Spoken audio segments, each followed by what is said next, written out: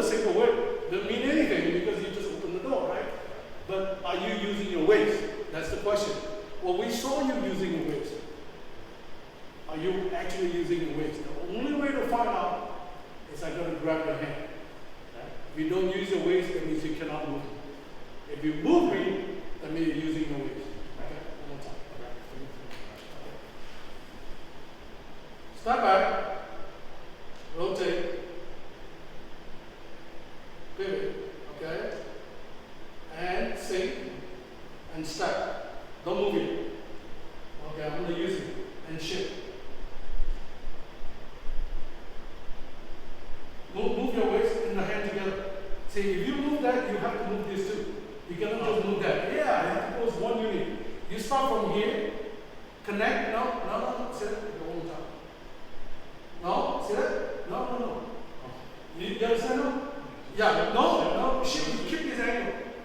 The angle is very important. This angle, 30 degrees, never changes. So let's say I stop him, shift. See, now he already make the angle small. Keep that angle. Right. Yeah. Keep this angle, no change. Just shift your body. Yeah. Now I go. I don't feel any difference. Okay. Single whip. Let's say Mike is doing the single whip, and he's going to show the part that use the elbow strike. So I'm going to hold him here. He's going to use the elbow strike. He has to be in my zone. So if I'm here, he cannot do it. So step. So he's going to use the elbow strike. Boom. So you have to go like that. Okay, one more time. So from here, put your hand like that. Okay? And then I come into him, and then he uses the elbow strike, boom. And then he kept his full leg to use the elbow strike to go. Okay? That's one way. And he has to be in my zone, right? And the other way is he's using absorption, or sinking, or buoyancy, if you want to call it. Right? Buoyancy, you know the buoyancy effect?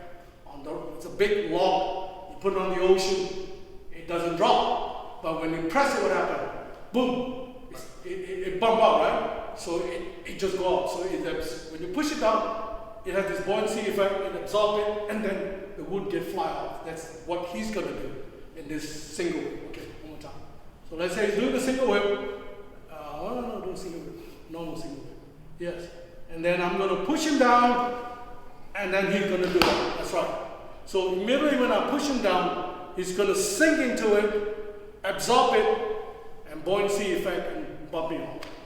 So that's what it is. That is if he's in my zone. What happened, let's say he's doing it to me, but he's not giving me his zone. He's not giving me here. He's giving me here. So that applicant has to change. Then we have to use what we call shoulder strike. So that elbow strike turning into a shoulder strike, and then I have to use rotational force this time. Okay. So let's say I'm doing a single whip, and then he's coming into me. He's pushing here. He's coming to me. He's coming to me. So I'm going to use this and this. See that? I'm going to do this, and I'm going to do a shoulder strike.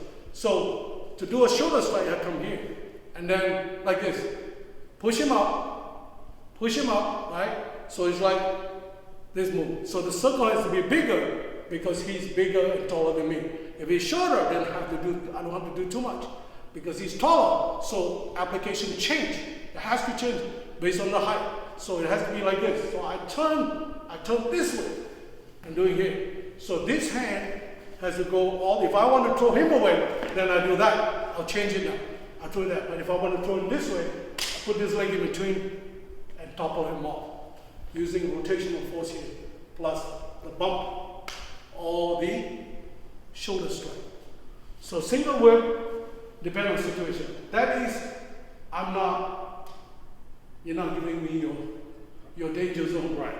I'm outside his zone, so the application has to be changed. Okay, I'm going to neutralize it, for example. He's going to do using the what do you call the fold way. So let's say he's going to do that, and then he push me, then I go.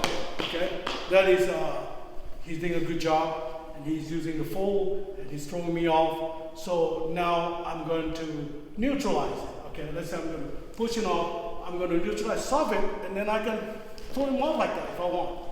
That means I'm using the force of and push.